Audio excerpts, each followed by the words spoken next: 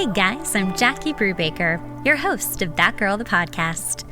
I'm an author, performer, 2-time Emmy Award winner, human relationship specialist, and founder of the wellness website loveyouevenmore.com. Each week, I bring on inspiring people and experts in their field to have powerful, motivational, and enlightened conversations about relationships, self-development, and how you can live your most authentic life.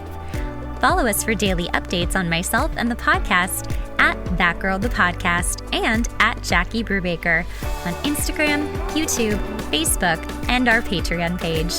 While you're at it, make sure to check out my new wellness website, loveyouevenmore.com. If you're wanting to dig into developing more self-worth, be healthier about relationships, and learn how to date smarter, go to loveyouevenmore.com and follow us on Instagram at loveyouevenmore. Welcome, Jay Asooli, to That Girl, the podcast. I'm very excited to have you on. Jay is a dating and relationship coach, and today we are going to talk about burnout in dating and shame when it comes to dating and relationships, from where that's coming from, and how we can try to start healing that so that we can have better dating experiences and better relationships. So Jay, I like to let my guests introduce themselves. You guys do a much better job than I can. So Jay, please tell people what you do. Yes. Hi, everybody. Firstly, this is my first podcast, so I'm a little nervous. Welcome. Excited. Safe spot. and I couldn't have asked for like a better person than Jackie to do this with, because since we started, she's been making me feel very comfortable, which I appreciate. I am a dating as well as a relationship coach. And I also do heartbreak recovery work and support my clients in burnout recovery in terms of professional work, dating and relationships as well. And one of the key goals in my work is helping folks develop a very grounded, self-compassionate, deeply loving relationship with themselves and these very fulfilling, trauma-sensitive, anti-patriarchal, abundant relationships and dating experiences. Oh, I love that anti-patriarchal. I'm like, yes. Good. Please. Yes. A lot of my clients. Masculine, divine feminine. Let's do it. Sacred unions only. Yes. I love that. And then you work with the queer community quite a bit. So please talk to me all about that and what you do. Absolutely. And this is where I will just elaborate a little bit that when I speak to these anti-patriarchal relationships, like one of the things we talk about, and I'm completely on board with folks using masculine, feminine framing. And at the same time, I like to expand that, especially for queer folks like myself who may identify as agender or non-binary, and for whom expressions of love may include elements of the binary, but so much more that cannot be encompassed within it. So one of the very important things that I do in my work is making room for these various ways in which we love and relate and heal together.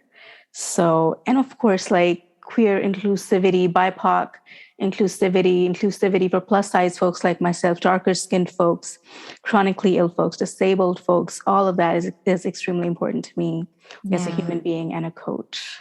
I love that. I think you're doing such good, and it's really important. I think, thank goodness, we're starting to learn better inclusivity and understanding and normalizing things, because, I'm just a white blonde chick over here just living her life. Like, I don't know. The only thing I can say that I could even slightly relate to is that I'm a woman, and being a woman or someone who identifies as woman is hard. I'm sorry. Yes. Like, we're working real hard. We're still very working. Tough. It is. Yeah. So the first thing we're going to talk about is burnout in dating. And Absolutely. It doesn't matter who you are or what you identify with. This is a thing, and it is happening. Because we're exhausted. We are exhausted from apps. We are exhausted from going on bad dates. We are exhausted from having bad relationships with people that it feels like it's going to be great, and then it just turns into your last relationship all over again. So you work with your clients a lot on this. Yes. Let's just start from the beginning. When you have a client come to you and they're like, I am just done. I'm done dating. I'm going to want to meet my person, but like, I can't do it. Yes.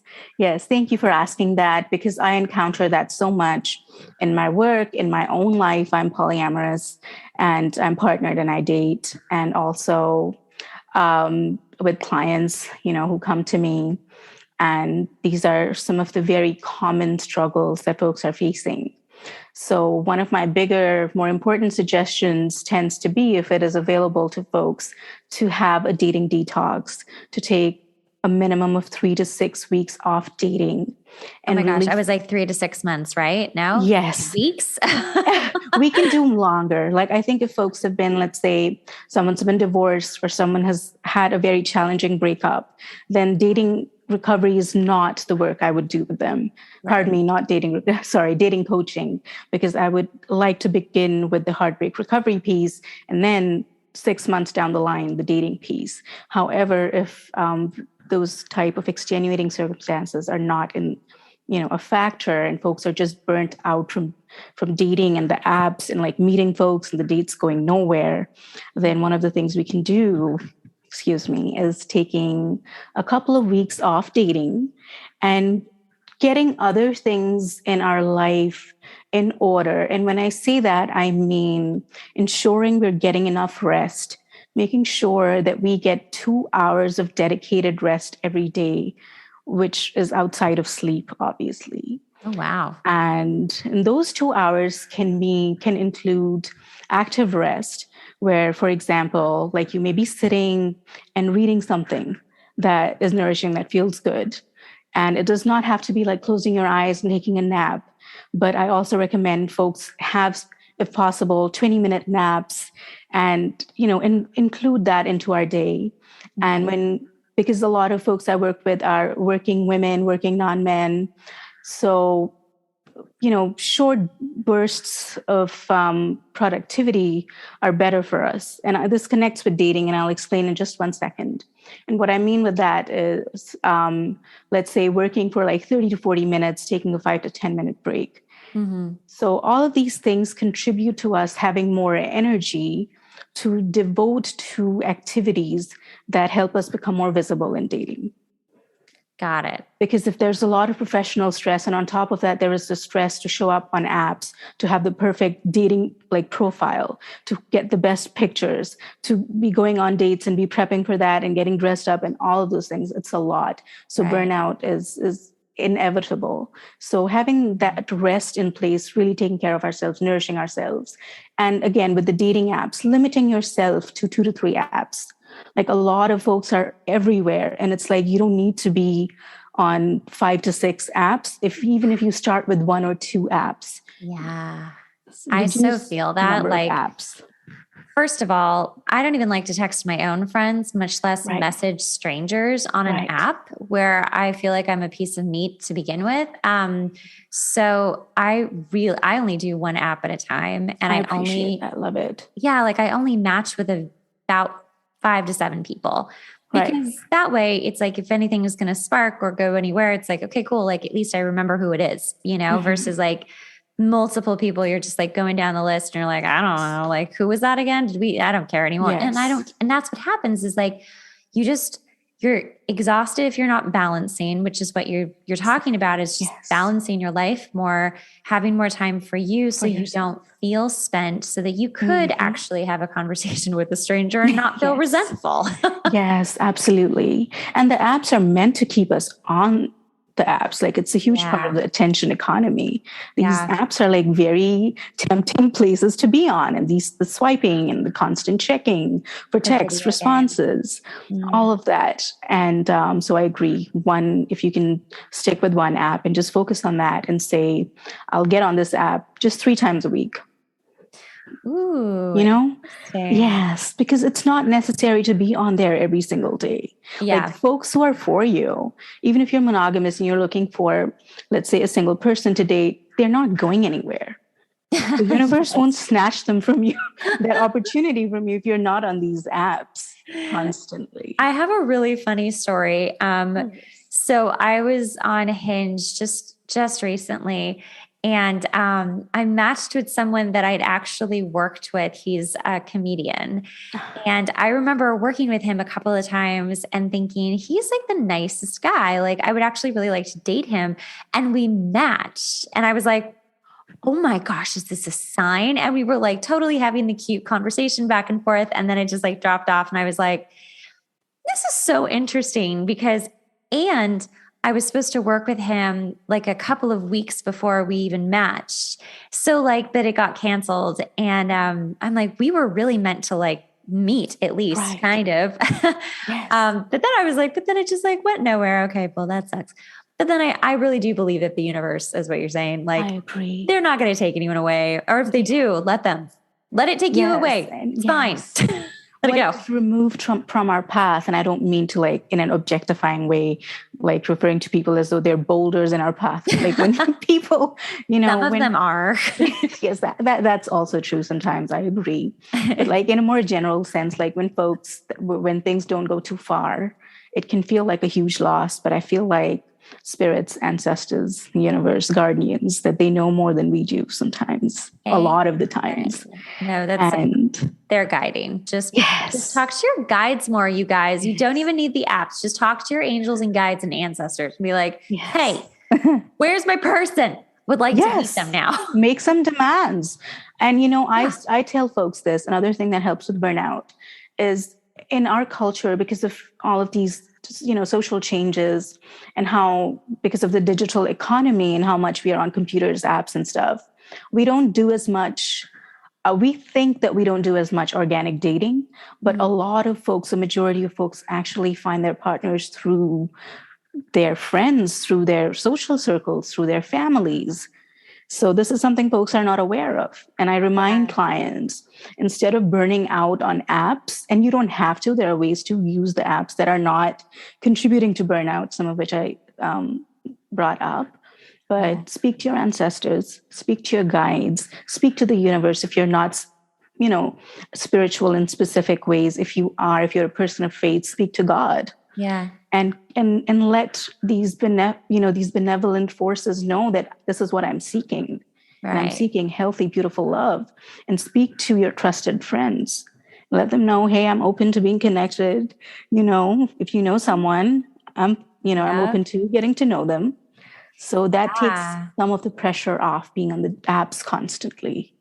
And also, I want to just put this out there too. Like when you end up meeting someone that you're going to like get into a relationship with, even if you don't know it at that moment, or sometimes you do. Sometimes you meet someone, you're like, boom, that's it. Mm-hmm. We're just together now. But like, you can't plan it. And I really want to just say that again for people who have heard it a zillion times. Like, this is your sign. You can't plan it. You can do all the right things. You can balance your life. You can do the apps. You can be available. You can talk to your ancestors. But I swear to God, it's like, you've got to just understand like that you're not really going to plan that happening. You can put all the work into it. And that is so important because that's what keeps you busy while it's coming to you in the waiting period, which I just talked about yesterday. Because a lot of people are having this issue right now. Right. We're all like, whoa, I'm waiting and waiting and waiting. Like, where is it? Where are they? You know, what's going on? I'm doing everything. I'm so tired. Again, burnout. But like, you know, you don't know. You're going to go to a dinner with friends and meet someone. Exactly. In these serendipitous, unexpected moments. Mm-hmm. And the other thing about waiting is that this period of waiting is not rest. You know what I mean? We are not resting. We are not leaning into the confidence and the faith that folks for us are out there. And us having the courage to make ourselves visible and be seen, that how big that is and what a big part of finding love it is to just be open to it and be visible. And when I say be visible, I mean like telling a friend, like, I'm open to this when we are out and about, having this sort of this joyful quality that I'm open to love, just flashing a smile at someone you think looks cute. You may strike a conversation and they may end up being one of your people. Yeah, you know? it's true. And also, like, don't second guess if you see someone literally across a crowded room and you just are like, who are they? Because Yes. I am telling you, every relationship that's been important in my life, I've literally seen them across a room of crowded people. Right. And I knew, like, not like, oh, that's the love of my life, but I was like, who is that? Like, I need to talk to them right now. And it Yes. wasn't like an overwhelming feeling. It was just a really big, strong push from my ancestors to go in that direction, go talk to Yes. that person. You Yes. just don't know. Yes. I So, agree. what if, because there are a lot of people, me included, I'm a little bit better now, but like there was a time where I was like, I just don't want to date at all. Like, Mm-hmm. I don't even want to do this. Like, don't even put me on an app. I'm beyond burnout. I'm just apathetic. Like, what do Right. you do for that? Right. And I think that apathy, like I had spoken to briefly in one of my writings, that apathy comes from burnout, that sense of cynicism, that love is just not accessible, that love is just not available to me, or it's available to other people. There's something wrong with me. And I think that might be a good segue into the shame Yeah, piece let's do it. because yes, because like a lot of folks are like, there's something specifically wrong with me, which is why I don't want to get into this because nothing's going to come out of it anyway. Mm-hmm. And when we face the smallest little disappointment, like we go on a date and we're talking to somebody who's very self absorbed, maybe, so they're not attuning to us, they're not connecting with us. And instead of seeing, like, okay, so this person maybe does not have the most refined emotional skills, and it's fine that this is a part of dating, coming up against rough edges, rough spots, we think, oh my God, this means that love is not for me, that this dating thing does not work. So it's like we have to increase our tolerance for disappointment, for little setbacks, because they are a part of the process. And these are the kind of things that are growing our capacity for love, for acceptance, for a healthier relationship with ourselves. That's so true. With shame too, because, maybe our last partner made us feel shameful, or Yes, maybe we have really deep seated shame from our absolutely. childhood or being abused or all of it, right? It's just Yes. all there. Um, how do you, like, I'm just trying to think, like, if there's, a client who may not be fully aware that that shame is still affecting them, like, how Yes. can you find out if it is or not? Right. And I'll just connect this a little bit with what I was saying earlier in terms of how how folks can be easy to step back Mm. and withdraw and not continue to risk being seen when we date, or Yeah. face a setback and say, okay, you know what, I'm going to date someone else, I'm going to try again. A lot of that also comes from shame, from Yeah. feeling that we are not good enough, that if this date didn't go well, it means that something was fundamentally wrong with me. If I were a different woman, maybe if I were more feminine, more pleasing, maybe this person would have responded differently. And that is one of the examples in which shame comes up. And when I'm listening to folks sharing these experiences and narratives, I keep an eye out for, and a very respectful, loving, compassionate eye out for that. That are we telling ourselves that I don't want to date anymore, I don't want to, go on apps, etc., or even connect through friends? Is it because we feel we're not good enough, and that if we did put ourselves out there, that we would just get disappointed and rejected? If there are good enough not good enough pieces in there, that means shame is a part of the picture. That's interesting. I know that with like my last serious relationship, it was so out of left field and like nothing I had been in. And I was just angry. I just wanted to be out of it so badly. And I really just wanted time off to sort of basically cool down, Yeah, really absolutely. cool down. But then I kind of, recently realized I'm like, because I'm really good on my own. I actually really like being by myself. Yes. But I Yes. like being in a relationship and I'm very Yes. good at it. But I realized I'm like, maybe this is more than just apathy. And maybe this is more than just I'm good on my own. Like maybe there's something more here. And I Yes. think what you're explaining, um, is, and it's funny because I've never thought like, oh, I was, ashamed of anything. Yes. But actually what I was ashamed of was the fact that I didn't want new people that I was getting to know or dating to know that I'd even been through something like that I had even been so gullible or, duped that way. And it was embarrassing. It was like, I just don't want people to know. So like, that was the shame. Yes. Or maybe kind of is the shame that I carry now, but I don't even want to say I would carry it because I feel like I'm aware of it. So it's not like holding, but I will say, and I know you have so many things to say because I can feel it, but like the right person will understand and will hold space for that. Absolutely. So. Absolutely. And I really appreciate your vulnerability in sharing that, because I know I relate, and I know a lot of folks in our audience, men included, can relate to this because this is a part of our human experience. And one of the very, very harmful social messages we receive, particularly women and non-men, is if we were harmed in a relationship, that we should have done something to prevent it. Yeah. So instead of the responsibility being placed on the shoulders of the folks who have caused that harm, we internalize that and make it our fault. Mm-hmm.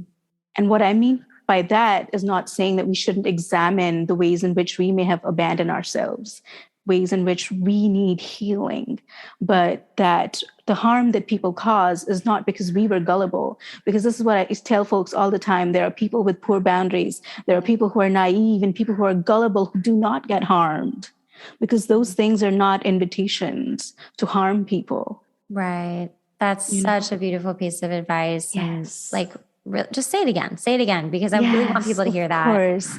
So I was just saying that, there are folks out there with poor boundaries. There are folks out there who are naive, who are gullible, who are deeply innocent, who have not had these social and life experiences needed to navigate love in the safest, most vigilant ways, for example. And I don't mean hypervigilance, but just enough discernment.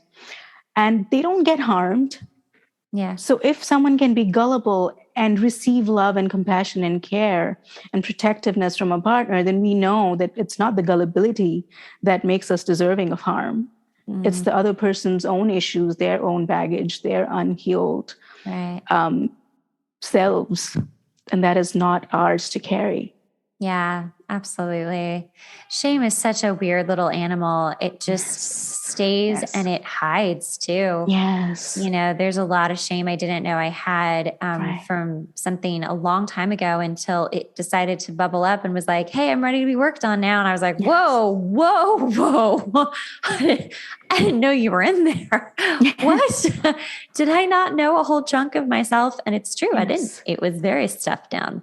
Right. And, and that shame, I'm so grateful, because when people do examine their shame, it's like you're giving yourself permission to just heal and to be like, yeah, you know what? Maybe I was a victim. I really because everyone's like, I don't want to play the victim, but I'm like, yeah, but maybe you were victimized. And thank you for saying that. Like, and it's okay. Like, it's not okay that you were victimized, but like you just said, like, it's not your fault. Yes. And you did the very best you could. And maybe you didn't know what you were doing because you'd never been in that position. Exactly. We do the best with the resources we have in any given situation. And I love what you said about victimhood, because a huge part of patriarchy, a huge part of white supremacy, of queer phobia and fat phobia and all of these various forms of oppression is making it shameful to be victimized.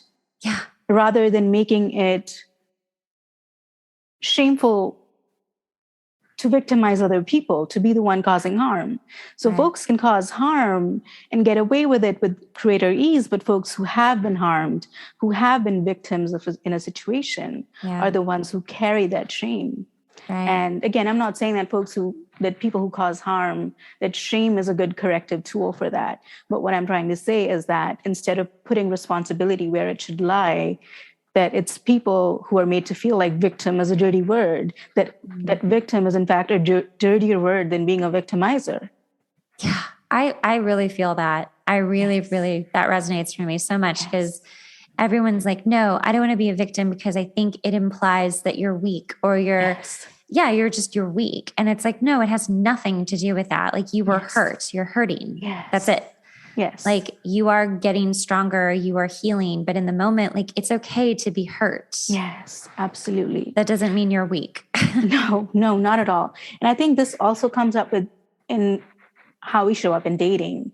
Because if we've been hurt in the past, we have the self-image that I'm weak, that I'm broken, I'm flawed, I'm defective, and I'm unworthy of love.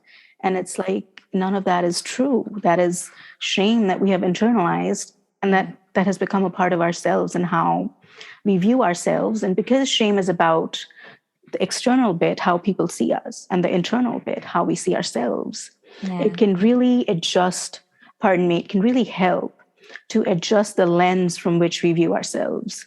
Like this is the shame lens, that I am flawed, I am weak, I am needy. If someone saw me for who I was, that they would reject me. So like, why make myself visible? Why date at all? So it's the piece is that firstly, that none of this is a character flaw, that these are parts of our common humanity. We share it with all of us. Like all of us have been harmed. All of us have felt broken in all of these things. Yeah. The second part is that kind of like the work I do with my audition mindset clients, because you are, a creative and a singer yourself. So one of the pieces that I speak to with them is, and I forgot what I was about to say. Oops. Could you remind me what that last sentence was that I said? About shame. Yes. Is that, like when folks give auditions and again, dating is not auditioning at all, but what folks are looking for is vulnerability, is for you to be yourself. So I tell folks that, they're not looking for perfection. Similarly, when we date, that folks out there who are reasonable, who are actually good partners, are not looking for you to be perfect. Folks are looking for people who are, who can be vulnerable, who can accept themselves, be compassionate to themselves, and also the folks that they're dating. That is so true. I really want more people to understand that, because when you are talking to someone and they're just being themselves, and like, we're not talking vulnerable as in like they're telling you like their sob story and like business, crying, right? Like that's not appropriate, but like, they're just being like real and themselves and showing up as themselves. Like, I fall in love with energy. Like I really fall in love with energy. And I will tell you, there are some times where I don't even see the person the way that other people see them, because their energy is what I'm actually seeing. And it's very interesting sometimes what happens. But that is because they're just being themselves and being authentic. And you want someone to be a little vulnerable and to even a little self-deprecating here and there is really cute. Just showing that you're like, I don't take myself that seriously. Yes. It's adorable. So, and I will say the people that are too perfect freak me out, because I'm like, what are you hiding? Like, I'm not seeing the real thing here. I'm seeing a perfect version of you. And I will also say, just for the record, I know that sometimes I come off a little perfect and I'm not at all, like at all. But like, it's just about being yourself, and the right people's, they're going to resonate to that, Yes, absolutely. The right people for you, the compatible people for you will always have a resonance with you as you are. Yeah. And I love what you said about perfectionism. And a lot of us like having these perfect veneers when we date. We want to be perfectly pleasing, perfectly charming, and all of these things, more so for women, Oh, yeah. Because the world is just so unforgiving. Oh, my God. It is so awful. Yes. Yeah. And sorry, go ahead. Well, I was also thinking too, like, I'm finally not at this place anymore. And once in a while it'll sneak back in and I'll be like, no. But for so long, I would get so nervous on a date or even just going to like an event, because I would be thinking so much about what I looked like and what other people were going to think of what I looked like. And, so I read this or heard this somewhere, a while ago now. And on a date, it's like, you're not going on a date to see if you can be judged. You're going on a date to see if you like them. Like if you like them, especially for women or people identifying as women, like you are not hoping that you win or something. Or get picked. Right. You guess exactly. This is not The Bachelor. And like, yeah, but like men don't always feel, well, you know what? I won't even speak because I don't know. Yeah. But to a lesser extent, I feel. Right. Oh, sorry, go ahead. Yeah. It's true. Like if you go with the intention of like, hey, this is me, I'm going to see if I even like spending time with you, first of all. Mm-hmm. And then you can take me for who I am. You know, to quote Rent, for who I was meant to be. Yes. And like, you can just decide. I like to go on dates and actually not look really perfect. Mm-hmm. Like, I actually like to look a lot more like, just like normal myself, like right now. And just be like, what do you think? Because this is what it's going to look like most of the time. Yes. You know? Yes. Like all those fun pictures you see of me, that's not what I look like most of the time. I'm always And you look amazing. Like just you. For the record, you look amazing. Thank you very much. But it's like, it's the authenticity that I agree. You're feeling. Thank you for sharing that. And I also want to say this because like authenticity is a big part of my work, because I actually mentioned specifically authentic relationships, because a lot of dating coaching, the industry, dating in general, encourages deeply inauthentic behaviors. But at the end of that, we expect to be in an authentic relationship. Right. And it's like, if you want to be in an authentic, loving relationship, you have to take those emotional risks to be seen, to be transparent about what you need, to be transparent about your values, to be transparent about your wants, your desires, your insecurities. Like that is a huge part of what authenticity is, and connecting with our bodies and being able to communicate how we are feeling in our bodies. So just like one quick example would be like one way in which we can be authentic in relationships, for example, or dating, is if you are on a date and you're feeling nervous, if you're feeling a bit queasy, it's authentic and loving to yourself and the other person to say, you know what, I feel nervous. Like I'm feeling a bit nervous. So I just want to let you know, that this is how I'm feeling right now. And they might offer you comfort. Like a lot of good, loving folks will, be like, oh, don't worry, I'm nervous too. And that resonance, it helps us open up and connect. Yeah. And that's important. Yes. Oh my gosh, Jay, you're just the best. I really want you to come back on, and I'd really like to talk about the queer community more so. And like for my folks who are listening in that world and who want to hear really good dating advice, because I feel like you're just a wealth of knowledge. Oh, thank you. I would love to be back, and I would love to speak to my queer community, to my BIPOC communities, and disabled folks, chronically ill folks, plus size folks like myself, gorgeous, chubby cuties. So I'm just happy. He is so cute, by the way. Look at your little face. So cute. Thank you. Awesome. Well, tell people how they can find you. Yes, you may find me on Instagram, and you're also welcome to join my Facebook group, and I'll be linking that in the comments if that's okay with Jackie. All in the show notes. And this is for women, for femmes, for non-men, who are looking to heal and form these really joyful, loving relationships.